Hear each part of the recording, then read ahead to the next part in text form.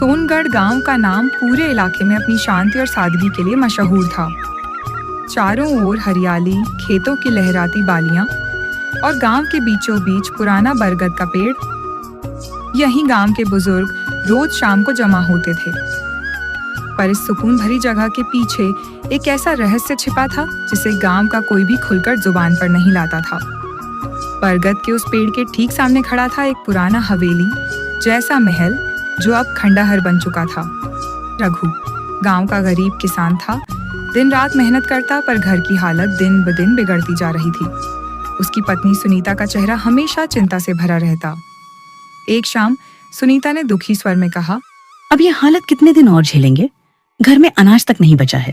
क्या करूं सुनीता, सुबह से शाम तक खेत में मेहनत करता हूं, फिर भी पैसे हाथ में आने से पहले ही खर्च हो जाते हैं। सुना है सेठ लालचंद के पास पैसे जमा करने का अच्छा इंतजाम है, शायद उससे मदद मिले। लालचंद, वो कभी किसी गरीब का भला करेगा? उसका नाम ही लालचंद है। गरीब की खाल तक उतार लेगा। ठीक है, कल मैं उससे बात करूंगा, शायद कोई रास्ता निकले।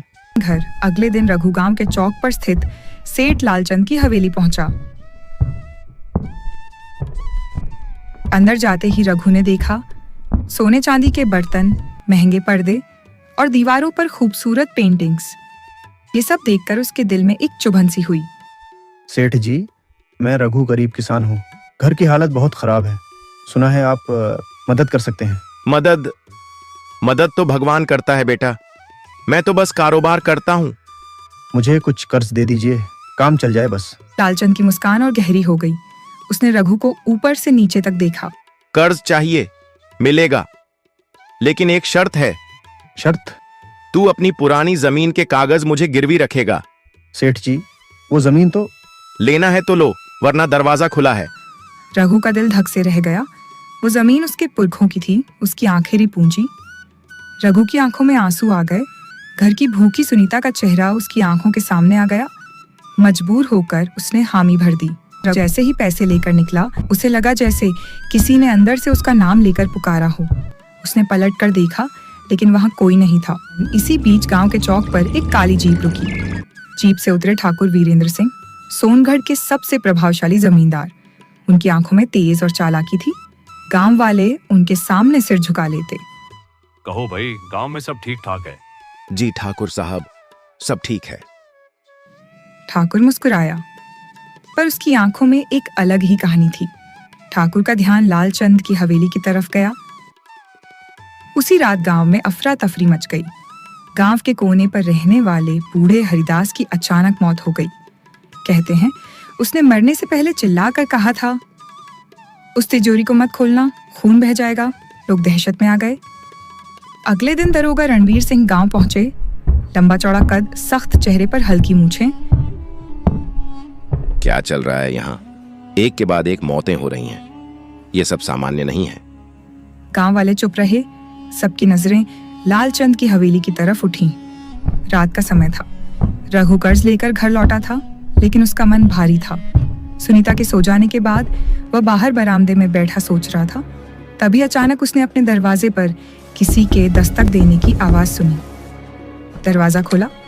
बाहर कोई नहीं, लेकिन दरवाजे पर कीचड़ से लिखे शब्द थे, अपनी जमीन वापस ले ले, नहीं तो तेरा खून बह जाएगा। रघु की रीढ़ में सिहरन दौड़ गई। उसने आसपास देखा, लेकिन सन्नाटा पसरा था। उधर सेठ लालचंद अपनी तिजोरी के कमरे में बैठा गिनती कर रहा था। अचानक उसकी आंखें चौंधिया गईं। कमरे के कोने में एक परछाई खड़ी थी। कोई जवाब नहीं, बस एक ठंडी हवा का झोंका कमरे से गुजरा। लालचंद ने कांपते हाथों से दीपक जलाया। परछाई गायब हो चुकी थी। ठाकुर वीरेंद्र सिंह अपने बंगले में बैठे हुक्का पी रहे थे। ठाकुर साहब, लालचंद ने रघु की जमीन गिरवी रख ली है। अच्छा, खेल तेज हो रहा है, अब अगले कदम की तैयारी करो। रात का समय, सोनगढ़ गांव का चौपाल। गांव के कुछ लोग आपस में बातें कर रहे हैं। अरे सुना क्या? रघु का खेत तो अब पूरा सूख गया है।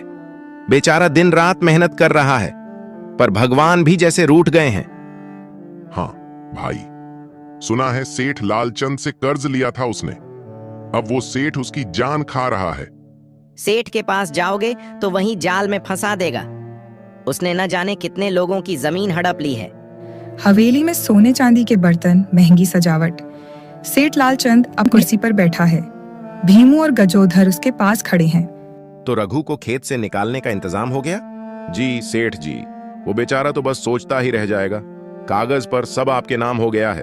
और गांव में अफवाह फैला दी है कि रघु ने खुद अपनी जमीन बेच दी। कोई उस पर विश्वास ही नहीं करेगा। बहुत बढ़िया। अब सोनगढ़ गांव में कोई भी मेरी मर्जी के बिना सांस भी नहीं लेगा। रघु और सुनीता अपने टूटे हुए घर में बैठे हैं।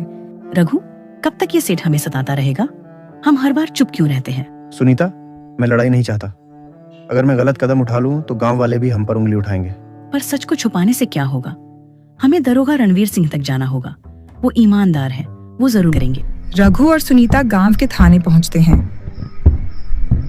दरोगा रणवीर सिंह मेज पर फाइल देख रहे हैं। हाँ बोलो रघु, किस लिए आए हो?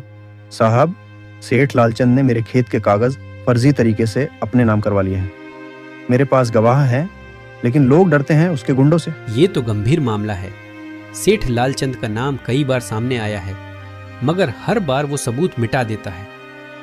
साहब, आप सच को सामने लाने में हमारी मदद करें। अगर आप नहीं करेंगे तो इस गांव में कोई गरीब इंसाफ नहीं पाएगा। ठीक है, मैं इस मामले को अपने तरीके से देखूंगा, मगर तुम्हें हिम्मत रखनी होगी। थाने से निकलते समय गजोधर और भीमू दूर से रघु को जाते हुए देखते हैं। रघु थाने क्यों गया था? जरूर सेठ के खिलाफ शिकायत करने। सेठ को खबर देनी होगी।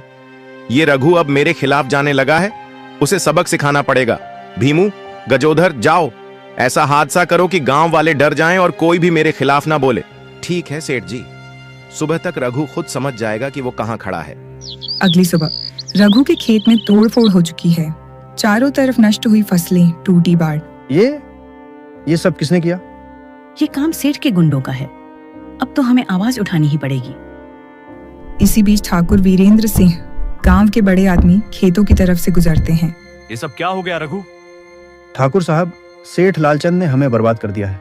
सेठ की हरकतें अब हद पार कर चुकी हैं रघु। अब हम साथ मिलकर उसका सामना करेंगे। दरोगा रणवीर सिंह और ठाकुर वीरेंद्र सिंह मिलकर एक योजना बनाते हैं। हमें सेठ के खिलाफ ठोस सबूत चाहिए। उसकी हवेली पर नजर रखनी होगी। सही कहा। मैं अपने आदमी लगाता हूँ, लेकिन याद रखना सेठ बहुत चालाक है। सेठ लालचंद अकेला बैठा है। अचानक उसके कमरे के बाहर कोई आहट होती है। कौन है वहां? कोई जवाब नहीं। सेठ डरकर खिड़की से बाहर देखता है। वहां एक पट्टा आदमी खड़ा है। आदमी धीरे धीरे हवेली के अंदर आता है। कौन हो तुम? तू कौन है? यहां क्या करने आया है? सेठ लालचंद, अब तेरे पापों का हिसाब देने का वक्त आ गया। बेकार की बातें मत कर। यहां से निकल जा, वरना तुझे जिंदा गाड़ दूंगा। गाड़ने का खेल अब खत्म हो गया। अब तू गिनेगा कितने मासूमों का खून तेरे हाथों से बहा है।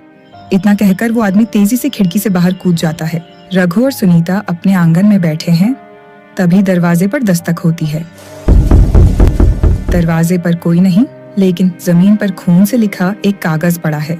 कागज पढ़ते हुए, ज्यादा बहादुरी मत दिखा, वरना तेरा नाम अगली लिस्ट में होगा। सुनीता हैरानी से, कौन? सुनीता, ये सब धमकियां हमें डराने के लिए रहे हैं। अब तो सच सामने लाना ही पड़ेगा। थाने में दरोगा रणवीर सिंह कागज को ध्यान से देख रहे हैं। ये लिखावट, ये तो उसी गिरोह की है जो सालों पहले गांव में खून खराबा करता था। लगता है सेठ का पुराना खेल फिर से शुरू हो गया है। रणवीर, खबर आई है कि हवेली के पास रात को किसी ने सेठ को धमकाया है। ये कोई आम आदमी नहीं, ये कोई ऐसा है जो सेठ के सारे राज जानता है। सही कहा ठाकुर साहब, हमें हवेली पर सख्त नजर रखनी होगी। शायद खेल की असली चाल वहीं छुपी है। सेठ लालचंद अपनी हवेली के अंदर के गुप्त तहखाने में उतरता है। वह सावधानी से एक तिजोरी खोलता है। तिजोरी के अंदर पुराने दस्तावेज और गहनों के साथ कुछ तस्वीरें भी हैं। इन कागजों में वो सब राज छुपा है जो अगर बाहर निकले तो मेरी बर्बादी तय है। किसी भी कीमत पर इन्हें कोई नहीं देख पाएगा। अचानक पीछे से एक आवाज आती है। सेठ पलटकर देखता है। वही काले कपड़ों वाला आदमी खड़ा है। सेठ का हाथ कांपने लगता है। तू आखिर चाहता क्या है? सच को उजागर करना है और तुझे सजा देना है। आदमी पास आता है और अचानक लालटेन बुझा देता है। अंधेरा छा जाता है। हवेली में चीख की आवाज गूंजती है। अगले दिन ठाकुर और दरोगा हवेली के बाहर खड़े हैं। गांव वाले इकट्ठा हैं। रात को हवेली से चीख सुनी गई है, लेकिन सेठ कहाँ है कोई नहीं जानता। ये सब कुछ बड़ा खेल लग रहा है। या तो कोई सेठ के खिलाफ सबूत इकट्ठा कर रहा है या फिर कोई और खेल खेल रहा है। दरोगा और ठाकुर हवेली के अंदर जाते हैं। हवेली के कोनों में अजीब सी बदबू फैली है। सावधान रहो, ये जगह खतरनाक लग रही है। ये देखो, ये तो गांव के कई लोगों की जमीन के कागज हैं। सब सेठ ने फर्जी तरीके से हथियाए हैं। इसने पूरे गांव को बर्बाद कर दिया है। ये खून कहीं सेठ का तो नहीं? रात का समय, गांव के बाहर जंगल का इलाका, वही काले कपड़ों वाला आदमी किसी से मिल रहा है। खेल अब सही दिशा में बढ़ रहा है। सबूत तुम्हारे पास हैं? हाँ, लेकिन एक चाल अभी बाकी है। सेठ को खत्म करना आसान है, पर उसके पीछे जो असली खेल है उसे उजागर करना मुश्किल होगा। सावधान रहना, वो लोग बहुत ताकतवर हैं। इसी बीच रघु घर लौट रहा है। रास्ते में अचानक 3 गुंडे उस पर हमला कर देते हैं। रात का समय, सोनगढ़ गांव में घोर सन्नाटा। हवेली के चारों ओर पुलिस के जवान पहरा दे रहे हैं। ठाकुर साहब, ये खून और दस्तावेज साफ बताते हैं कि यहाँ कोई बड़ा खेल चल रहा है, पर सेठ लालचंद का पता नहीं चल रहा। हो सकता है किसी ने उसे अगवा कर लिया हो या फिर उसने खुद को छुपा लिया हो। कुछ तो है जो हमें दिखाई नहीं दे रहा। गांव से दूर एक पुराना खंडहर, अंदर रहस्यमय आदमी बैठा है। सामने कुछ कागज और पुराने फोटो रखे हैं। उसकी आंखों में आग सी जल रही है। मैं एक ऐसा इंसान हूं जिसने सेठ के हाथों अपना सब कुछ खो दिया। अब मेरा मिशन है उस असली मास्टरमाइंड को बेनकाब करना। में डर सच को सामने लाता है। अब वक्त है सेठ की असलियत सबके सामने लाने का। मगर याद रख, असली गुनहगार अभी भी छुपा हुआ है। सुबह का समय, रघु पट्टियां बंधवाए घर लौटा है। सुनीता उसकी हालत देखकर घबरा जाती है। ये किसने किया तेरा ये हाल? वही गुंडे, सेठ के आदमी। लेकिन कोई आया था जिसने मेरी जान बचा ली। कौन? वो काले कपड़ों वाला आदमी। वो दुश्मन नहीं है सुनीता, वो शायद हमारा सबसे बड़ा साथी है। रात को ठाकुर वीरेंद्र सिंह अपने बंगले में बैठा है। सामने एक आदमी खड़ा है। ठाकुर साहब, हवेली में जो तहखाना मिला वहां से बहुत कागज और गहने गायब हैं। अच्छा है, जितना हंगामा बढ़ेगा उतनी आसानी से मेरा खेल पूरा होगा। मतलब? लालचंद का इस्तेमाल हो चुका है, अब उसकी बारी है गायब हो जाने की। दरोगा रणवीर सिंह और पुलिस जवान हवेली की तलाशी जारी रखते हैं। अचानक एक कमरे में से अजीब आवाज आती है। दरोगा सावधानी से दरवाजा खोलते हैं। अंदर खून से लिखा संदेश दीवार पर है। दीवार पर लिखा है, सच को खोजो, असली गद्दार वही है जिसे तुम अपना रक्षक समझते हो।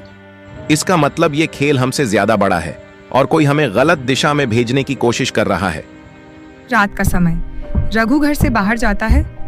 उसे एक अंधेरे रास्ते पर कोई आवाज सुनाई देती है। वह सावधानी से आगे बढ़ता है। अचानक उसके सामने रहस्यमयी आदमी खड़ा है। तुम? घबराओ मत, मैं तुम्हारा दुश्मन नहीं हूं। तुम ये सब क्यों कर रहे हो? सेठ को क्यों ढूंढ रहे हो? क्योंकि उसने मेरा घर उजाड़ दिया। सालों पहले इसी गांव में मेरे भाई को जमीन के लिए मार डाला और मेरी बहन को बेचने की कोशिश की। मैं बच गया, पर वो जख्म आज तक जिंदा है। तो तुम बदला ले रहे हो? सिर्फ बदला नहीं, इंसाफ चाहिए, पर संभल कर चलना। जिस पर तू भरोसा करता है वही सबसे बड़ा गद्दार हो सकता है। अगले दिन ठाकुर अपने बंगले में कुछ दस्तावेज देख रहा है। कैमरा धीरे धीरे कागजों पर जाता है। उन पर गांव के कई लोगों की जमीन उसके नाम पर है। सेठ तो सिर्फ मोहरा था, असली खेल हमेशा मेरा रहा है। अब गांव मेरी मुट्ठी में है। दरोगा रणवीर सिंह अपनी कुर्सी पर बैठे हैं। अचानक टेबल पर रखी फाइल में से एक चिट्ठी निकलती है। चिट्ठी पर लिखा है, रणवीर सिंह, ज्यादा सच खोजने की कोशिश मत करो, अगली लाश तुम्हारी होगी। दरोगा गुस्से में चिट्ठी को फाड़ देता है। ये खेल अब खत्म करना ही पड़ेगा। सेठ लालचंद घायल अवस्था में एक कुर्सी से बंधा हुआ है। वही रहस्यमयी आदमी उसके सामने खड़ा है। छोड़ दे मुझे, तुझे जो चाहिए मैं दूंगा। तेरे पास मुझे देने को कुछ नहीं, जो मैंने खोया है। अब सच बोल, ठाकुर का नाम ले, वरना यहीं दफना दूंगा। मैंने जो किया ठाकुर के कहने पर किया, वो सब उसी का खेल है। पता था असली राक्षस ठाकुर है। साहब, मुझे माफ कर दो। ठाकुर साहब ताकतवर हैं। उसके कहने पर ही मैंने तेरे बाप को कंगाल किया, उसके नाम पर हवेली लिखवाई और तेरे पूरे परिवार को। बोल लालचंद, ठाकुर के खेल का सच बता, वरना ये सूरज की रोशनी तेरे लिए आखिरी होगी। ठाकुर ने तेरे बाप को जाल में फंसाया, कर्ज बढ़ाता गया। जब तेरे पिता ने इनकार किया, ठाकुर ने रात में आग लगवाई। तेरी माँ और बहन उसी आग में। तो मैं सही था, ठाकुर ही मेरे परिवार का कातिल है और तू उसका मोहरा। दरोगा रणवीर सिंह को किसी अज्ञात नंबर से कॉल आती है। दरोगा रणवीर सिंह, आज रात इंसाफ चाहिए तो अपनी टीम लेकर ठाकुर की हवेली पहुंचो। सच वहीं छुपा है। कौन हो तुम? याद रखना, नाम है अर्जुन प्रताप सिंह। दरोगा चौंक जाता है। यही नाम सालों पहले दर्ज था। उस परिवार के मुखिया का बेटा जो आग में मारा गया बताया गया था। ठाकुर अपनी हवेली में शराब पी रहा है। तभी बाहर से गोलियों की आवाज आती है। अब अर्जुन प्रताप सिंह अंदर आता है, चेहरे पर वही जलने के निशान। ठाकुर, तेरा खेल खत्म। ओह, तो तू जिंदा है। सोचा था आग में सब जल गए होंगे। आग तूने लगवाई थी, पर राख से मैं वापस लौटा हूं। ठाकुर साहब, आप पर हत्या, आगजनी और संपत्ति हड़पने के आरोप में गिरफ्तारी है। सेठ लालचंद को पुलिस गिरफ्तार करती है। अर्जुन के चेहरे पर सुकून है, लेकिन आंखों में आंसू। अर्जुन, तूने सालों से जो सच छुपा रखा था आज सबके सामने आ गया। तू चाहे तो देश छोड़ सकता था, लेकिन तूने इंसाफ के लिए खेल खेला। इंसाफ मिल गया, लेकिन जिनको खोया वो कभी वापस नहीं आएंगे। सूरज की पहली किरण हवेली पर पड़ती है। ठाकुर का आतंक खत्म हो चुका है। हवेली को सील कर दिया जाता है।